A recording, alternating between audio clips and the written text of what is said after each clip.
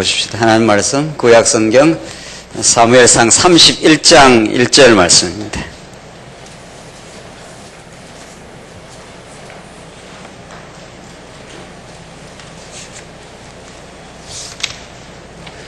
우리 하나님 말씀 구약성경 사무엘상 31장 1절 말씀입니다.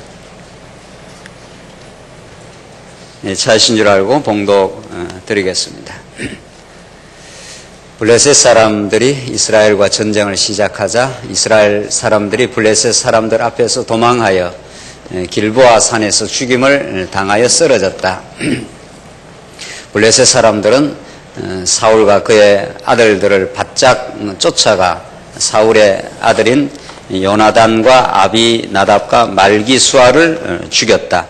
사울을 대적하는 싸움이 치열하여 활 쏘는 자들이 그를 맞추니 그가 활 쏘는 자들로 말미암아 중상을 입으므로 사울이 그의 무기를 드는 자에게 말하기를 이 할례 없는 자들이 와서 나를 찌르고 모욕하지 않도록 내 칼을 빼어 나를 찔러라 하였으나 그의 무기를 드는 자가 매우 두려워하여 그렇게 행하지 않으니 사울이 칼을 빼어 들고 그 위에 엎어졌다. 우선 4절까지 봉독 드렸습니다. 내일 설날이라서 다 고향들 가셔야 되는데 오늘 앉아 있는 게 이상하네요. 특별히 우리 청년들이 대학부 청년이 찬양을 해서 오늘 오후 모임이 더욱 기쁜 날이라고 그렇게 생각이 되는데 이제 우리 하나님 말씀 사무엘상하를 읽어 나가시는데 오늘 본문 말씀은 다윗을 그렇게도 집요하게 추적했던 사울이 죽는 장면, 그것을 우리 성경 강론에서는 이제 다윗 왕국을 형통케 하는 섭리가 이제 본격적으로 사무엘상 하부터 계속 본격적으로 이어져 가는데 다윗 왕국의 형통 장면입니다.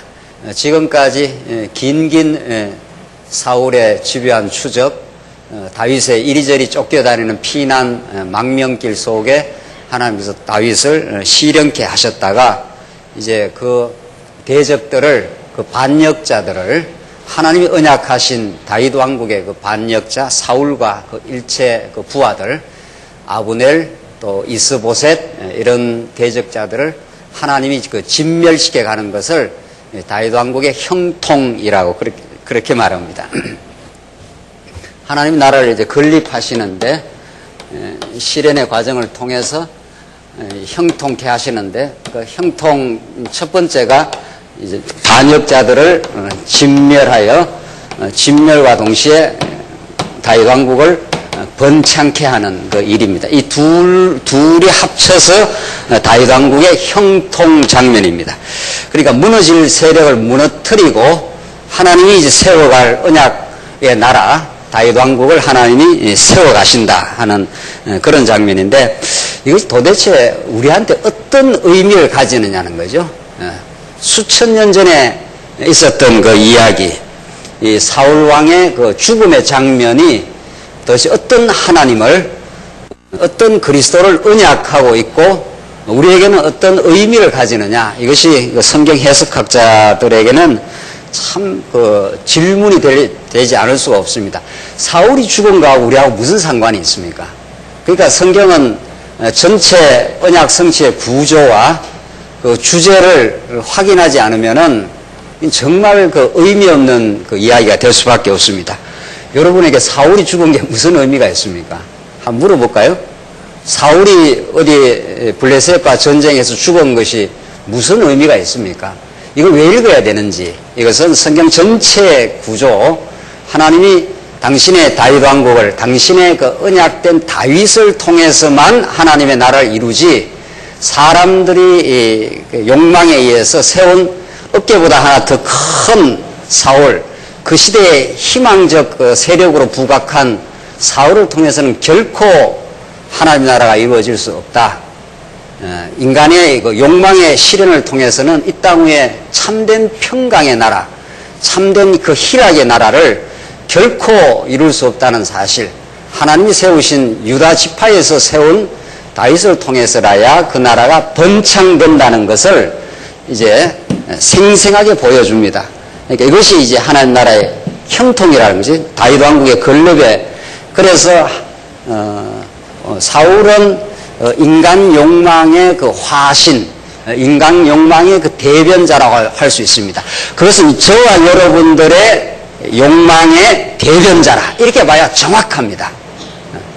그래서 그것을 하나님께서 하나님의 능력으로 진멸시켜 주시겠다. 스스로는 인간 욕망으로부터 아무도 벗어날 수 없게 하나님께서 불순종 가운데 가두어 두셨다가 하나님 보내시는 진정한 왕, 진정한 선지자, 진정한 제사장 예수 그리스도를 통해서만 여러분과 저의 모든 육신의 소욕을 진멸시키고 십자가에 다 못 박으시고 성령을 통해서 지금도 우리 안에서 진멸시켜 가시는 하나님의 생생한 언약 성취의 역사는 이 시대뿐만 아니라 지금도 성령을 통해서 계속 성취되어 가고 있는 실제의 역사입니다. 그래서 성경은 관념 덩어리 이론 나부랭이가 아니라 지금 살아계신 하나님을 지금 여러분과 저의 삶 속에 이루어가는 우리 안에 도사리고 있는 사울의 세력들, 이스보셋을 통해서 사울이 죽으면 아브넬, 군장 아브넬이 이스보셋을 허수아비 왕으로 세워서 자기 세력을 도모하여 또 나라를 세우려고 하는 왕이 되고자 하는 허탄한 욕망, 누구나 아담 타락이 갖고 있는 하나님 같이 되고자 하는 그 욕망의 실현, 그것으로서는 하나님 나라가 이루어지지 않음을 하나님께서 사울 진멸시키고 아브넬 진멸시키고 아브넬이 세력을 도모하여 이스보셋을 왕 삼아서 자기가 왕 노릇하려고 하는 그 이스보셋을 진멸시켜가는 역사를 통해서 하나님 나라를 이루어간다. 이것이 지금 구약의 아득한 이야기가 아니라 지금 진정한 왕으로 오신 예수 그리스도가 우리 안에서 이루어 가시는 하나님의 역사라. 이렇게 보지 않으면은 오늘 이 본문 말씀은 아무 이렇게 감흥을 일으키지 않습니다. 사울이 죽은 게 무슨 의미냐 이런 뜻이죠. 사울이 죽은다고 내하고 지금 내일 설날인데 빨리 집에 가야 되는데 무슨 의미냐는 거죠. 아무 감흥을 일으키지 않습니다. 그러나 오늘 본문 말씀은 하나님께서 다윗 왕국을 그 많은 시련을 통해서 다윗을 낮추어 우리 지난 시간에 확인한 대로 다윗의 그 놀라운 그 믿음을 허락하고 말았습니다. 하나님이 이 승리를 우리에게 주셨으므로 그랬지 않습니까?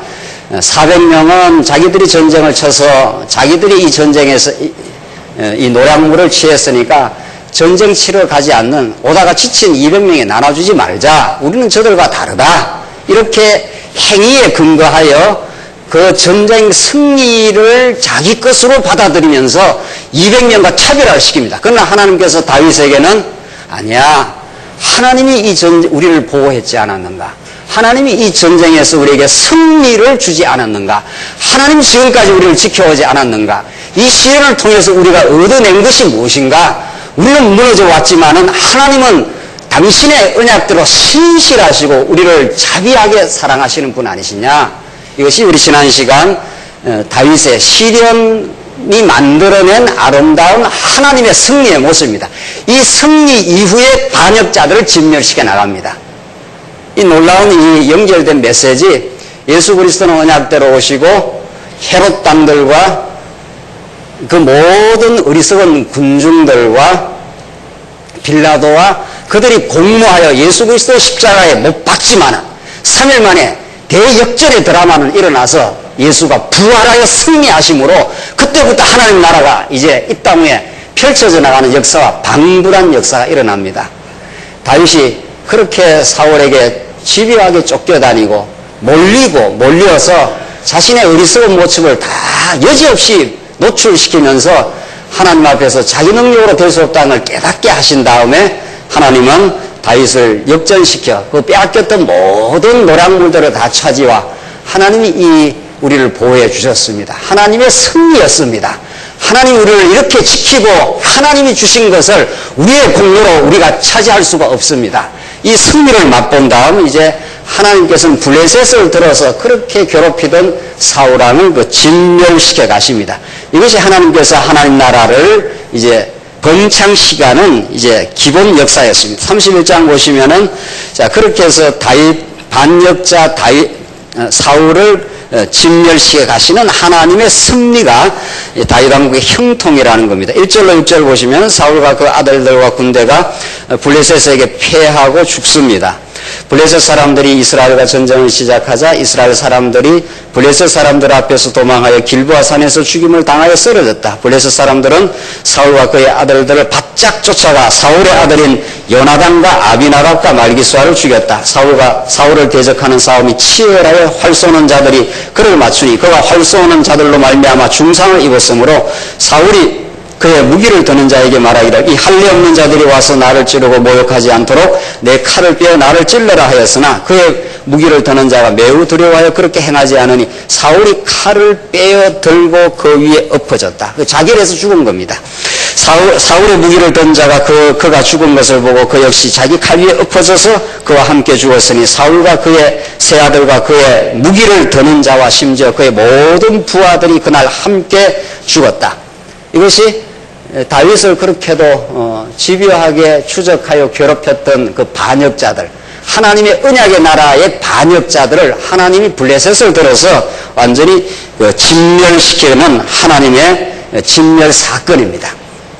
이것은 구약의 스토리인데 이 구약, 지금 우리는 구약을 읽으면서 하나님께서 사울을 먼저 들어서 다윗을 그렇게도 연단시키는 도구로 사용할 뿐 아니라 사울은 모든 이스라엘 백성들이 열망한 왕입니다. 그러니까 우리도 이방 왕처럼 보이는 가시적인 왕이 있어야 되겠다. 그래야 우리나라가 형통하지 않겠느냐는 모든 이스라엘 백성들의 바람의 대변자 역할을 한 거죠. 이런 사울이 통치하는 나라가 하나님의 참 하나님의 나라가 될 수 없다. 이것이 오늘 반역자의 진멸 사건입니다. 사울은 다윗을 죽여서 자기가 왕노릇 하려고 하지만 너는 왕이 아니야. 약속한 유다 지파에서 난 다윗이라야 진짜 왕이야. 이걸 지금 보여주는 거죠. 그러니까 이 땅에 우리 내면의 싸움이나 하나님 나라의 확장은 진짜 왕이 누구냐? 가짜 왕을 붕괴시키고 진짜 왕을 하나님께서 세우는 역사, 이것이 이 땅의 역사라 이렇게 보면 틀림이 없습니다. 우리 내면 안에도 일어나고 우리 교회 안에도 일어나고 이거는 전 우주 안에서 일어나는 영적 전쟁은 진짜 왕이 누구냐? 가짜 왕이 진짜 왕을 밀어내고 계속 왕노릇하는 거짓 왕노릇하는 세력과 진짜 왕이신 메시아의 통치가 어떤 건지를 아느냐 하는 그 가짜 왕과 진짜 왕의 대결 국면인 거죠. 이 당연히 하나님이 세운 왕, 유다 지파에서 왕의 오리 떠나가지 않겠다고 하신 하나님의 언약의 왕 다윗이 이제 최종 승리를 구한다. 이런 메시지가 구약의 메시지죠. 자, 이런 진짜 약속대로 여호와 하나님은 유다 지파에서 진짜 왕을 세우신 하나님은 여기까지가 그림자 아닙니까? 왕 중의 왕이신 예수 그리스도를 통해서 우리를 지금 다스려 주시겠다. 그러니까 메시아가 통치하는 나라, 그 나라가 메시아의 권세, 하나님의 메시아의 말씀이 임하는 곳에는 가짜 왕이 붕괴되는 역사가 일어나겠죠. 그렇죠. 가짜 왕이 진멸되는 역사가 일어나겠죠. 이게 말씀 운동이라는 거예요. 이게. 그러니까 하나님의 말씀이 임하는 곳에서 우리가 끊임없이 가짜 왕이 되고자 하는, 하나님과 같이 되고자 하는 우리 육신의 소욕을 하나님의 능력으로만 진멸시킨다는 거예요. 모든 이방 종교는 불교도 그렇고 유교도 그렇고 스스로 다 자기가 도덕적 왕국을 플라톤식으로 이상국가를 이성의 불을 밝혀 스스로 진리를 깨달아 이 땅 위에 이상국가를 형성할 수 있다. 이것이 모든 그 철학이고 어떤 그 스스로 왕이 될 수 있다는 뜻입니다. 예. 칸트가 말한 그 도덕 왕국, 스스로 도덕적 규범을 스스로 입법하고 스스로 집행하고 스스로 심판하는 스스로 왕이 될 수 있다. 모든 복잡한 게 아니에요.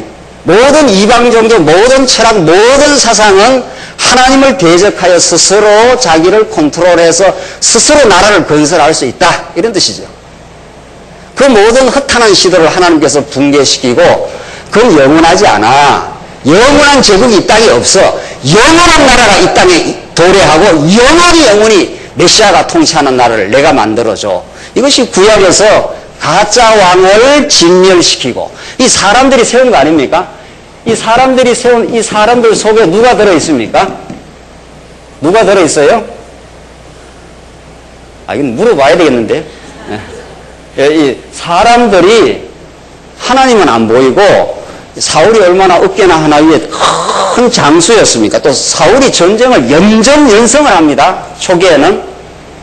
그러니까 백성들이 더 사울왕을 따르지 않습니까?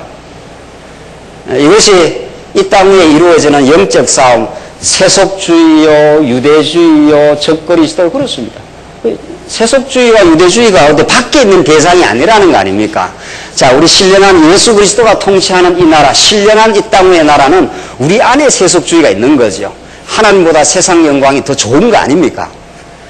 그래서 그것을 진짜 왕이 오면은 가짜 왕 사울왕을 하나님이 진멸시켜 가겠다. 그러니까 진멸할 세력을 진멸해야 진짜 자유와 기쁨이 있는 거죠. 그 가짜 왕이 내 안에 차지하고 있는 한 왕노릇하고 내가 내 뜻대로 해야 되고 내가 모든 걸 주관해서 내 뜻대로 해야 되니까 얼마나 마음이 불편하겠어요. 내 뜻대로 세상 일이 되나요? 하나님 뜻대로 되는 건데 내 뜻대로 하고자 하는 내가 왕노릇하고자 하는 그 도사리고 있는 옛소욕이 있는 한 마음의 평강이 없는 거죠. 그러니까 하나님께서 내가 전쟁을 치러주겠다. 십자가로 전쟁을 치러주고 부활로 하나님의 승리를 보여주겠다. 이게 메시아 전쟁입니다. 그분이 오셔야 그분이 통치하시냐 그분의 말씀이 우리에게 임할 때 우리 안에 도사리고 있는 가짜 왕들 허탄한 왕들을 하나님이 붕괴시켜줘서 하나님이 왕이십니다. 당신이 우리 교회의 머리이십니다. 당신이 우리에게 기쁨을 주셨고 이 진리의 깨달음을 주셨고 하나님의 통치 속에 하나님 백성을 거저되게 하셨습니다. 그뿐 아니라 우리에게 은사를 주셔서 이 하나님 나라를 섬길 수 있도록 하나님이 인도해 주셨습니다. 이렇게 우리 지난 시간 다윗이 깨달았지 않습니까? 그 깨달음을 다윗이 여러 번 무너졌습니다. 여러 번 자기 수단 방법으로 피할 걸 찾고 하면서 그렇게 했지만 그것이 피할 길이 아니구나. 하나님이 나를 지켜주셨구나. 그것을 깨달은 다윗이 하나님이 주신 것을 우리 마음대로 하면 안 됩니다. 이게 마지막 다윗의 고백 아니었습니까? 그 고백을 만들어내신 하나님은 이제 반역자를 진멸해 주겠다는 겁니다. 그러니까 반역자는 우리가 진멸하는 게 아니라 이미 2000년 전 십자가 사건으로 부활로 진멸시키고 성령이 오셔서 지금 우리 안에서 역사하시겠다는 거죠. 그 말씀을 깨닫지 않고는 도저히 우리가 우리 안에 옛사람 왕 되고자 하는 이 허탄한 왕을 진멸시킬 수가 없는 거예요. 그래서 우리는 말씀을 의지하지 않으면 안 됩니다. 하나님 말씀을 우리는 사모하며 살 수밖에 없습니다. 안 그러면 우리는 마음의 평강이 없습니다. 이것이 우리 이 거친 광야를 살아가면서 깨닫는 마음인데 하나님이 이제 진멸시켜주지 않습니까? 이 쾅쾅 진멸시킬 때 얼마나 시원하고 얼마나 든든하고 얼마나 통쾌한지 모릅니다. 그래서 말씀 들으면 통쾌하다는 거예요. 말씀 들으면 말씀을 듣지 않으면 이 도사되고 있는 이게 자꾸 작동을 하니까 거짓 왕노릇하고자 하는 마음이 안 무너져요. 절대로. 무너질 리가 없는 거예요. 또 하나님이 무너지게 하지도 않았어요. 내가 무너뜨려줘. 내가 너에게 하늘의 평강을 줘. 내가 왕이야. 그 말 아닙니까? 7절 보십시다. 7절 보시면은 7절로 13절 블레셋 사람들이 죽은 사울의 목과 갑옷을 가져갑니다. 그러니까 이게 이제 사울의 패배는 사실은 이스라엘 백성들의 패배, 슬픈 패배로 우선 역사적으로는 그렇게 나타납니다. 7절 골짜기 건너편과 요단 건너편에 있는 이스라엘 사람들이 이스라엘 군사들이 도망하는 것과 사울과 그 아들들이 죽은 것을 보고는 성읍들을 버리고 도망하니 블레셋 사람들이 와서 그곳에 살았다. 그 이튿날 블레셋 사람들이 죽은 자들의 옷을 벗기러 왔다가 사울과 그의 세 아들이 길보아 산에 엎어져 있는 것을 발견하고 사울의 머리를 베고 그의 갑옷을 벗기고 그들의 신당과 백성에게 소식을 전하기 위해 블레셋 땅 사방에 보냈다. 그들이 그의 갑옷을 아스다롯의 집에 두고 그의 시체는 벳산 성벽에 매달았는데 그러니까 블레셋 대적자들이 자기들의 승리를 고지하기 위해서 전부 갑옷을 아스다롯 이방 신당이거든요. 이방 신당방에 두어 이스라엘은 다 멸망했어 하면서 그렇게 자기들의 승리를 이제 부과하는 겁니다. 11절 길르앗 야베스 주민들은 블레셋 사람들이 사울에게 행한 일을 듣고 모든 용사가 일어나 밤새도록 가서 사울의 시체와 그의 아들들의 시체를 벳산 성벽에서 가져다가 야베스에 와서 거기서 그것들을 불사르고 그들의 뼈를 가져다가 야베스의 예설나무 아래 묻고 7일 동안 금식하였다. 이 괴로움의 그 상징을 지금 보여준 겁니다. 자, 사무엘하는 그냥 이어지는 거죠. 그냥 이어지면서 사무엘하 1절로 11절 보시면 다윗이 소년으로부터 사울이 패망했다는 이제 소식을 듣습니다. 사울이 1절 보십시다. 1절로 11절 사울이 죽은 후 다윗이 아말렉 사람들을 죽이고 돌아와서 시글락에서 이틀을 머물렀다. 사울이 죽은 후 다윗이 아말렉 사람과의 싸워 전쟁에서 시글락에서 이틀 머문 장면인데 2절 사흘째 되는 날 보아라 한 사람이 사울의 진영에서 왔는데 그 옷은 찢어졌고 그의 머리 위에는 흙이 있었다. 그는 다윗에게 나와 땅에 엎드려 절하니 다윗이 그에게 너는 어디서 왔느냐라고 물으니 그가 대답하기를 저는 이스라엘 진에서 도망하여 왔습니다 하였다. 다윗이 그에게 말하기를 무슨 일이 있었는지 내게 말하여라 하니 그가 말하기를 백성이 전쟁 중에 도망쳤고 그 백성 중에 많은 사람이 쓰러져 죽었으며 사울과 그의 아들 요나단도 죽었습니다 라고 하였다. 다윗이 자기에게 알려주는 젊은이에게 말하기를 사울과 그의 아들 요나단이 죽은 것을 내가 어떻게 알았느냐라고 하니 다윗이 알려주는 젊은이가 말했다. 다윗에게 알려주는 젊은이가 말했다. 제가 우연히 길보아 산에 있었는데 보십시오. 사울 왕께서 자기 창에 기대어 계셨고 병거와 기마병들이 그를 바짝 쫓고 있었습니다. 사울 왕이 뒤돌아보고 저를 부르시기에 제가 대답하여 여기 있습니다 하니 왕께서 제게 말씀하시기를 너는 누구냐 하시므로 저는 아말렉 사람입니다 라고 대답했습니다. 또 왕께서 제게 말씀하시기를 내 곁에 서서 나를 죽여라. 내 목숨이 아직 내게 완전히 있으므로 내가 고통 가운데 있다 하시므로 그분이 엎드러진 후에는 살 가망이 없다고 판단했기 때문에 제가 곁에 서서 그분을 죽이고 이건 거짓말이죠. 예. 이건 사울왕이 그냥 엎어서 죽은 건데 자기가 이제 곁에서 죽였다 이렇게 다윗에게 보고하면은 포상이나 해줄까 해서 자기가 사울왕을 죽였다라고 이렇게 지금 거짓 보고를 한 겁니다. 그분의 머리에 있던 왕관과 팔찌를 취하여 내 주께 가져왔습니다. 이렇게 이제 보고를 합니다. 사울 죽음의 보고인데 이제 거짓말을 보태가지고 지금 보고를 한 겁니다. 11절 보시면은 11절로 16절 사울을 죽이고 소식을 전한 소년을 다윗이 처형을 시킵니다. 자, 이렇게 보고하면은 포상을 해주고 아이고 이 대적자 사울을 잘 죽였다 이렇게 이제 기대를 하고 했는데 다윗의 반응이 전혀 그렇지 않습니다. 이제 굉장히 의미가 있는 건데 한번 읽어봅시다. 예, 다윗이 자기 옷을 잡아 찢으니 그와 함께 있던 모든 부하들도 그렇게 하였고 사울과 그의 아들 요나단과 여호와의 백성과 이스라엘 족속이 칼에 쓰러졌기 때문에 슬피 울며 저녁까지 금식했다. 이 말은 무슨 말입니까? 지금 사울과 요나단 또 그리고 이스라엘 백성들이 블레셋과 전쟁에서 진 거 아닙니까? 진 것을 다윗은 자기를 추적하고 괴롭히던 대적으로 생각하는 게 아니라 그냥 한 이스라엘 동지로 생각을 한 겁니다. 그래서 그 패배를 슬퍼하는 겁니다, 지금. 이게 굉장히 의미가 있는 건데, 그래서 슬픈 노래를 불러서 지금 사울과 요나단의 죽음을 노래하는 그 슬픔의 노래, 애가를 불러라 해서 이걸 오래도록 이스라엘 백성들에게 계속 그 노래를 불러라고 합니다. 이건 참 이제 다윗이 그 역사 해석이 아주 특이하고 놀라운 거죠.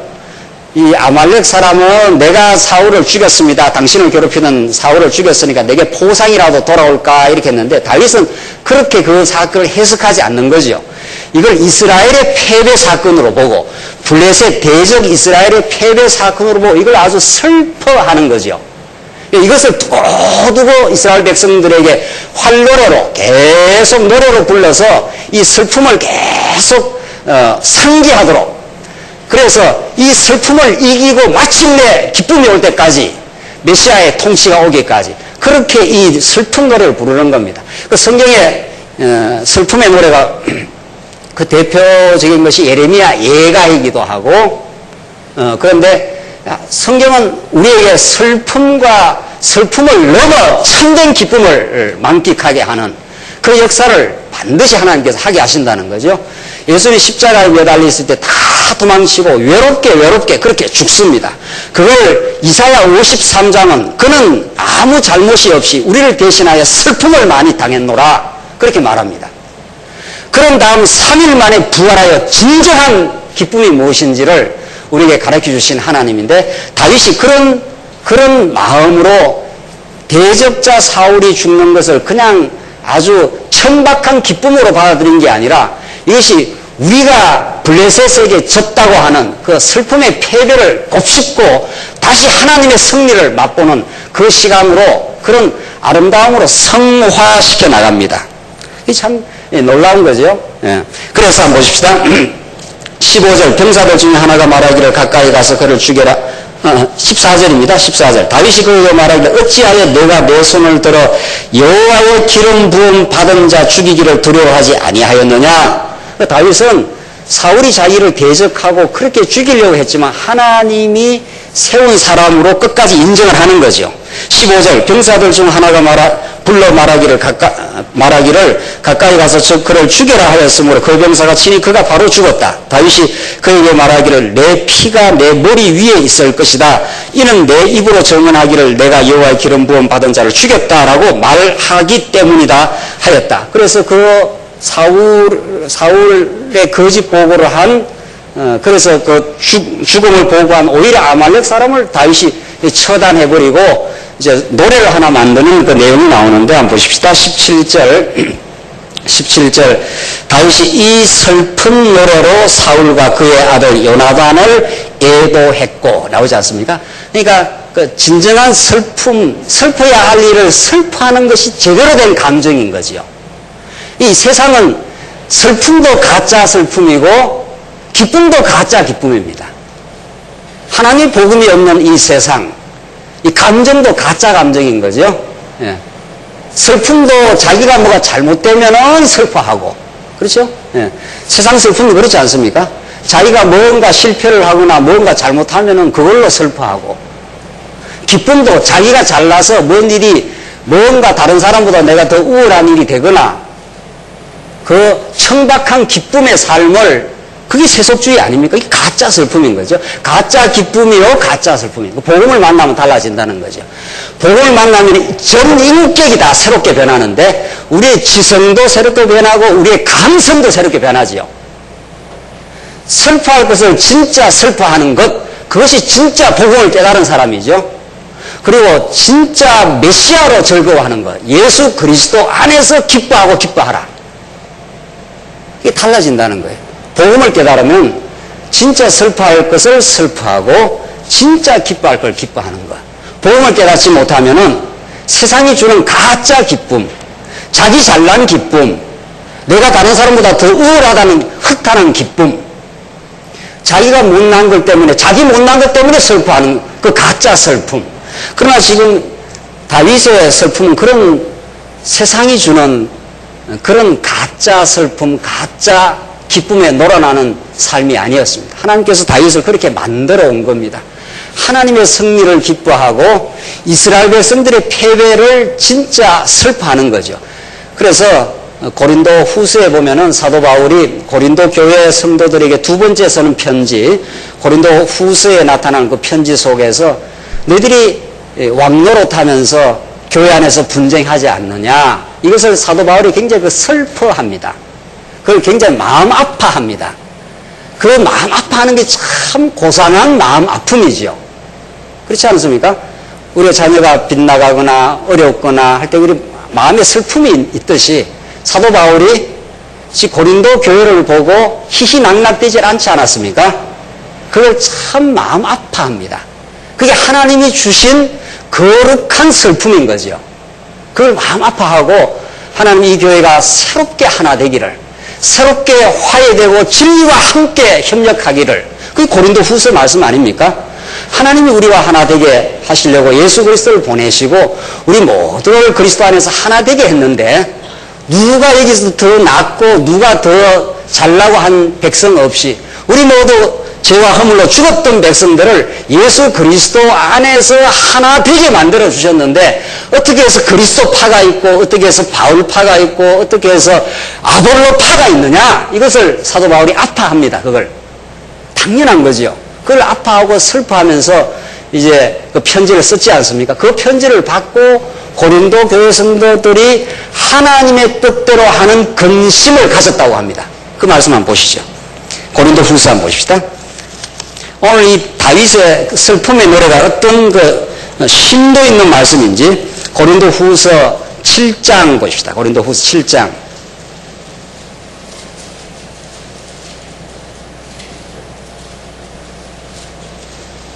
고린도 후서 7장 8절 말씀입니다. 고린도 후서 7장 8절입니다. 그러므로 내가 편지로 너희를 근심하게 하였더라도 지금은 후회하지 않는다. 그 편지가 잠시 동안 너희를 근심하게 했다는 것을 알고 내가 후회하기는 하였으나 지금은 기뻐하고 있다. 나오지 않습니까? 예. 그 사도 바울은 하나님이 우리 인간에게 고귀한 감성을 주셨는데, 지성도 주시고 감성도 주시는데 바른 복음을 깨달으면 어떤 진정한 의미의 거룩한 슬픔이 있고 진정한 기쁨이 있는지를 지금 바울이 말합니다. 내가 너희들 분쟁하는 걸 보니까 참 마음이 아프다, 슬프다, 그 말 안에서. 그래서 이 편지를 쓴 거거든요. 그 책망의 편지를 쓴 겁니다. 내가 매를 가지고 가랴, 내가 어떻게 하랴 하면서 바울이 그 고린도 전서를 썼지 않습니까? 그러면서 이제 편지를 썼는데 바울이 9절, 지금은 기뻐하고 있다. 이는 너희를 근심하게 하였기 때문이 아니라 오히려 그 근심함으로 너희가 회개하게 되었기 때문이다. 이때 근심은 영어로 그냥 sorrow입니다. 그냥 슬픔이에요. 예. 그러니까 고린도 교회 성도들은 우리 아볼로파가 게바보다 더 나아, 이런 걸로 가짜 기쁨을 누리고 있는 거죠. 우리 당파가 너희들보다 더 우리가 공로가 많아, 우리가 더 우월해, 이거 가짜 기쁨 아닌가? 세상은 그런 기쁨을 주는 거 아니에요. 그게 세속주의가 가져다 주는 가짜 기쁨. 그건 진정한 영혼에서 우러나오는 기쁨이 아닌 기쁨. 그걸 바울이 듣고는 오히려 그 가짜 기쁨을 없애버리고 그들 하여금 슬픔을 가지게 한 거죠. 그게 하나님의 뜻대로 하는 근심이라, 하나님의 뜻대로 하는 슬픔이라. 야, 우리가 이건 뭐하고 있는 거야 도대체? 이런 마음을 사도 바울이 복음을 다시 전거해주면, 예수의 십자가 뭔지 알아?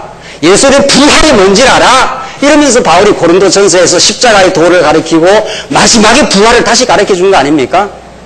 너희는 그것이 안 있으면 아무것도 아니야. 쓰레기야. 너나 나나 다 똑같이 이 땅 위에서 하나님 앞에서 아무것도 아닌 인생 아니었어. 그런데 하나님의 은혜로 우리가 부름을 받은 거 아니야. 그래서 하나님의 백성으로 뽑힘을 받아 하나님의 교회 에클레시아, 어둠에서 불러내서 하나님의 백성 된 거 아니야. 그게 고린도 전서였습니다. 그래서 그들로 하여금 하나님의 뜻대로 하는 근심을 불러일으킨 겁니다. 하하, 이게 우리가 가짜 기쁨이구나. 우리가 파당 짓는 거 이거 가짜 기쁨이구나. 이게 진짜 기쁨이 아니야. 이게 세상이 가져다 주는 거짓 기쁨이야. 세상은 다 그런 거짓 기쁨의 장난 속에 세상이 다 돌아가고 있는 거 아니에요? 그런 세속주의가 우리 교회를 파고 들어오는 거 아닙니까? 우리 교회를 끊임없이 파고 들어오는 거죠. 끊임없이 왕 노릇하고. 자, 그래서 지금 사울이 왕 된다 하는 것은 백성들이 왕을 세운 겁니다.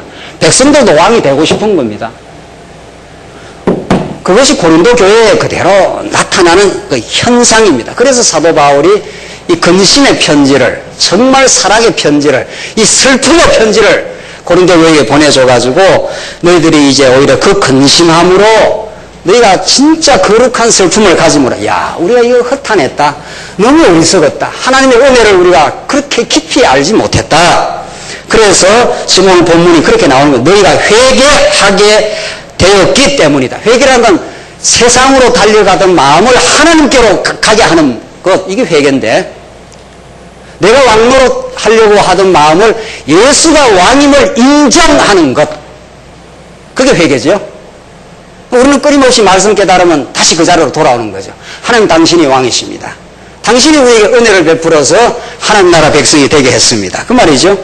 너희가 하나님의 뜻대로 근심하였기에, 너희가 하나님의 뜻대로 슬픔을 가졌기에 결국 너희는 손해를 본 것이 아무것도 없다. 하나님의 뜻대로 하는 근심은 구원에 이르게 하는 회개를 가져오게 하기 때문에 후회할 것이 없으나 세상 근심은 사망을 가져온다. 그렇죠? 세상 근심, 지 못나가지고 지가 어떤 위축되어 갖고 지가 잘나려고 하다가 뭔 일이 안 되니까 슬픔 가지는 거, 이거는 자기중심적 슬픔인 거죠.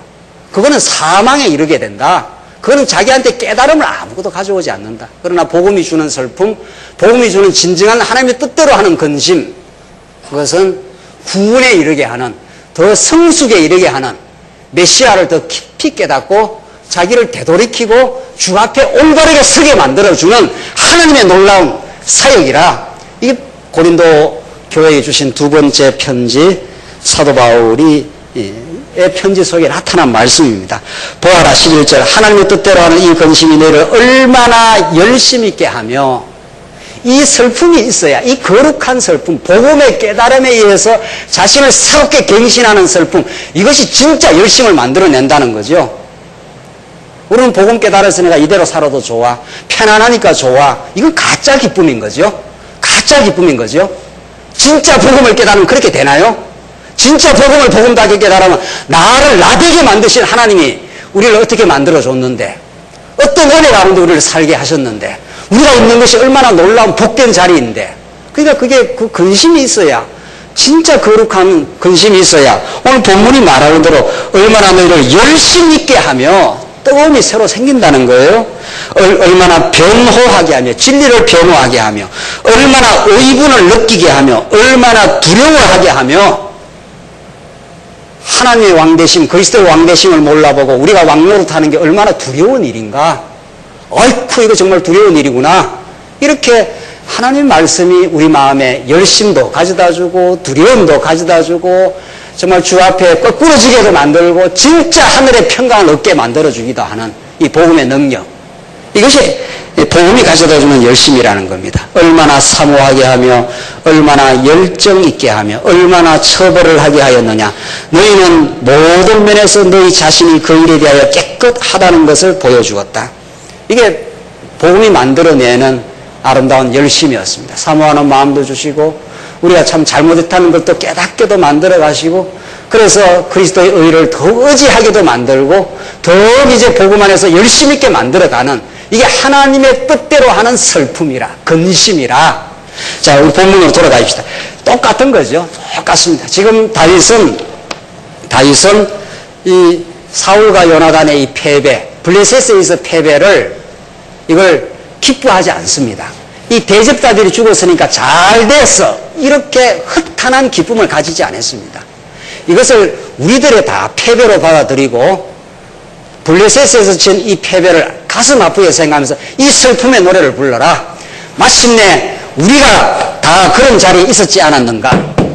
이 사울로 대변하는 인간들이 하나님의 왕되심, 하나님이 세우는 왕을 몰라보고 사울 왕을 세워서 이 나라를 통치하겠다고 하는 허탄한 그 시도, 그것이 우리의 패배였다. 이 노래를 불러라는 겁니다. 이 노래를 불러서 이 노래를 곱씹을 때 진짜 하나님이 언약하신 다윗 왕의 나라가 반드시 온다. 메시아의 통치가 온다. 그 슬픔을 우리가 깊이 체득하고 우리가 얼마나 사울왕과 같은 어리석음을 행할 때가 많으냐는 말이죠. 그것이 거룩한 슬픔으로 다가올 때 우리는 성장하는 겁니다. 17절을 보시면 다윗이 이 슬픈 노래로 사울과 그의 아들 요나단을 예도했고 유다 자손에게 그것을 가르쳐라 명했는데 곧 활노래였으니 보아라 그것이 야살의 책에 기록되어 있다. 이 노래를 계속 이스라엘 백성에게 불러라는 겁니다. 이 노래를. 그게 이상하지 않나요? 슬픔의 노래를 왜 불러라는 거예요? 네. 우리가 하나님을 의지하지 않으면은 이런 처절한 슬픔이 온다. 이 패배가 온다. 그러나 이 패배는 우리에게 무의미하지 않다. 이 패배를 넘어 반드시 하나님이 행하시는 승리의 날이 온다. 이게 슬픔을 진하게 느낄수록 진짜 기쁨을 느끼는 거죠. 그것이 십자가와 부활 아닙니까? 그것이. 예수님 십자가 혼자 매달렸을 때 다 도망쳤습니다. 세상의 최고의 슬픔의 날이었습니다. 예수님은 홀로 고독하게 매달렸지만은 그러나 3일 만에 하나님은 승리를 구가하고야 말았습니다. 오늘 이 슬픔의 노래를 우리가 읽으면서 진짜 메시아를 바라는, 진짜 메시아의 통치를 바라는 그 마음을 우리가 갖기를 바랍니다. 19절 이스라엘아 내 영광이 높은 곳에서 죽었구나. 어찌하여 용사들이 쓰러져 있는가. 그것을 가도에 알리지 말며 아스글론 거리에도 전파하지 마라. 블레셋 딸들이 기뻐하지 못하게 하고 할례받지 않는 자들의 딸들이 즐거워하지 못하게 하라. 이 할례받지 못한 이방 대적들이 자기들의 승리를 노래 부르며 우리가 이게 패배했다는 그것을 하지 못하게 해라. 21절 길보아의 산들아 너희에게 이슬과 비가 내리지 않을 것이며 재물을 낼 밭도 없을 것이다. 거기서 용사들의 방패가 더럽혀졌으니 사울의 방패가 기름 부음을 받지 않은 같이 되었다. 22절 죽은 자들의 피와 용사들의 기름을 묻히지 않고는 요나단의 활이 되돌아온 적이 없고 사울의 칼이 헛되이 돌아온 적이 없었다. 그러니까 이 요나단이라든가 사울이 원래 초기에는 아주 이게 전공을 많이 세웠던 사람들입니다. 사울도 승리도 많이 했고 요나단도 아주 혈혈단신으로 우리 지난번에 공부한 대로 대적들을 물리쳤던 용사 중에 용사인데 23절 사울과 요나단이 살았을 때 사랑스럽고 아름다웠던 자여 그들은 죽었을 때에도 헤어지지 않았으며 독수리보다 빠르고 사자보다 강하였다. 이스라엘의 딸들아 사울을 위하여 울어라. 그가 너희에게 화려한 주홍 옷을 입혔고 너희 옷에 금장식을 달아주었다. 어찌하여 용사들이 전쟁 중에 엎드러졌는가. 이들이 용사 중에 용사였는데 왜 블레셋에 이렇게 패배했느냐. 요나단이 너희 산 위에서 죽임을 당하였구나. 내 형 요나단이여 내가 형 생각에 너무 고통스럽고 형은 나를 무척이나 아껴 주었습니다. 요나단에 의해서 다윗이 많이 그 죽음을 모면하고 하나님의 보호하심을 만끽했지 않습니까? 그런 요나단에 대한 생각, 나에 대한 형의 사랑은 기이하여 여자들의 사랑보다 더하였습니다. 어찌하여 용사들이 쓰러졌으며 전쟁의 무기들이 부서졌는가. 해서 이 사울과 요나단이 처음에는 전쟁에서 많이 이기기도 했던 사람들이지만 결국은 블레셋에 의해서의 패배를 다윗은 자신의 패배로 받아들이고 이스라엘 전체의 패배로 받아들이고 이 슬픔의 노래를 불러라. 이 슬픔의 노래를 부를 때 우리는 마침내 하나님이 우리에게 주시고자 마실 언약의 왕으로 오실 앞으로 우리에게 진정한 기쁨의 근거가 되실 메시아의 기쁨을 부를 수가 있을 것이라. 이런 거룩한 슬픔이 우리에겐 참 필요합니다. 사도 바울이 고린도 교회에 주신 말씀대로 우리가 말씀을 깨닫지만은 우리의 옛사람 사울과 같이 되고자 하는 사울처럼 살고자 하는 어리석은 욕망들을 하나님께서 이제 진멸시켜 가실 것인데 이것을 하나하나 반역자들을 진면해 나갈 때 우리는 패배도 많이 경험하지 않습니까? 하나님 우리와 함께 하지 않으면은 패배할 수밖에 없습니다. 그 슬픔을 깊이 인식할 때 우리는 언약대로 오실 메시아 안에서 진정한 그 통치를 우리는 만끽할 수 있을 겁니다. 사도 바울은 그런 가짜 기쁨, 가짜 슬픔을 부르다 해방된 인생, 예수 안에서 주어지는 참된 기쁨, 예수 안에서 성도를 사랑하는 거룩한 슬픔이 있었던 사도 바울, 그것이 여러분과 저가 이 땅에 진짜 경험해야 될 기독교 감성입니다. 우리는 진짜 감성이 중요합니다. 우리는 하나님 주시는 이 진리의 그 깨달음에 의한 올바른 회복된 지성, 회복된 감성이 생길 때라야 우리는 이 땅에 하나님 나라를 이루어 갈 겁니다. 어찌하여 용사들이 쓰러졌으면 전쟁의 무기들이 부서졌는가. 패배를, 정직한 패배를 정직하게 받아들일 때 우리는 메시아 안에서 이루어질 승리를 맛보게 됩니다. 우리는 얼마나 많은 허탄한 기쁨에 놀아나는지 모릅니다. 세속주의가 가져오는 가짜 기쁨들, 너가 잘났지 않나, 너가 할 수 있어, 너가 이루는 일이야, 이 전부 가짜 기쁨 아닙니까? 가짜 슬픔도 얼마나 많은지 모릅니다. 우울증이라는 게 다 가짜 슬픔 아닙니까? 하나님 잊어버리고 내 못난 것에 침잠에 들어가서 스스로 자기 연민에 빠져서 슬퍼하는 거, 그 가짜 슬픔 아닙니까? 이제 우리는 복음을 깨달은 사람입니다. 복음을 지금 깨달아 가고 있는 사람들입니다. 진짜 하나님께서 우리에게 메시아가 통치하는 그날이 온다. 지금 왔다. 지금 우리를 통치하고 계신다.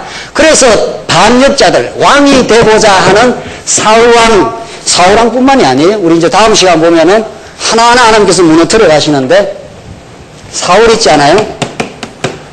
아브넬 있지 않아요? 이 아브넬은 사울의 군대 장관이에요. 아브넬이 누구를 옹립해가서 또 왕을 세우려고 하는가 하면 이스보셋이 있어요.